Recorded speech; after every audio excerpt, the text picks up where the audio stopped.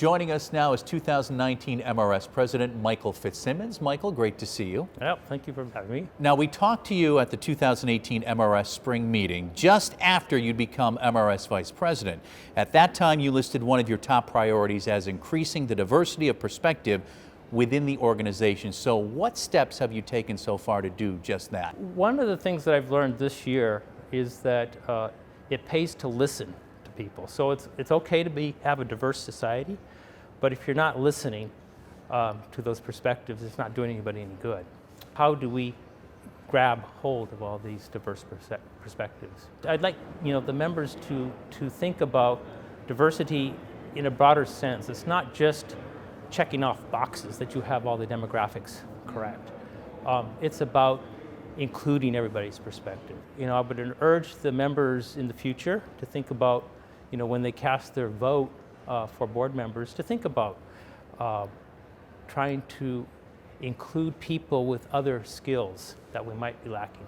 Yeah, I can tell you're very passionate about that. Also, you've talked about the organization's ability to create memories for younger members that would encourage them to engage with the organization. So what are some of those engagement opportunities for younger members?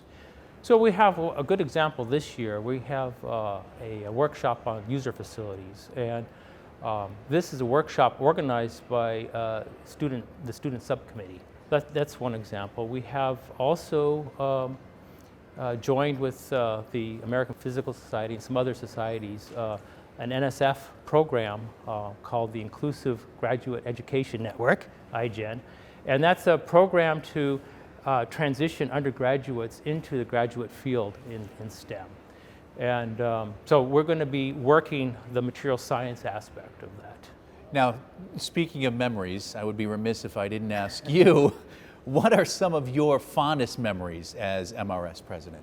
Well, so this year we renewed a collaboration with the Sociedad Mexicana de Materiales, which is the Mexican Materials Society for the Cancun meeting, and that was really a great pleasure to renew that collaboration.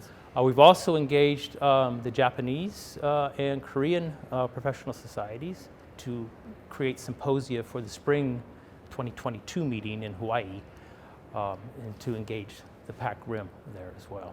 So what are some of the challenges on the horizon for future MRS presidents that they'll be needing to tackle? Right, so in the near term, look, what do the members want? The members want quality meetings that are affordable, and they want a place to publish their research. We have a strategic plan that addresses those issues and engages the members throughout their careers. What we have identified is that we've got about 90 programs that the MRS runs that are not some of which are not well aligned with our strategic plan and the goals of the membership. So we're going to have to make some hard decisions going forward. So that's what happens in the near term.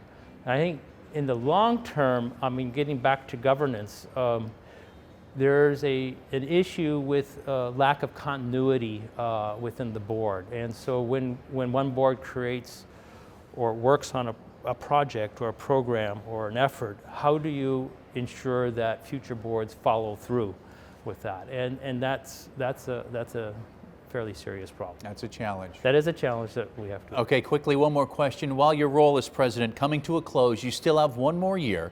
You're serving as immediate past president. So tell us about that role and how you'll interact with the incoming president and vice president. Part of the role of the immediate past president is to identify with colleagues a slate of people to put on the ballot for election. And so what we need to do is to find out what competencies do we have on the board, what competencies do we need for the future to push our strategic plan forward, and to identify candidates that can fill those competencies. And so that's the primary duty of the immediate past president.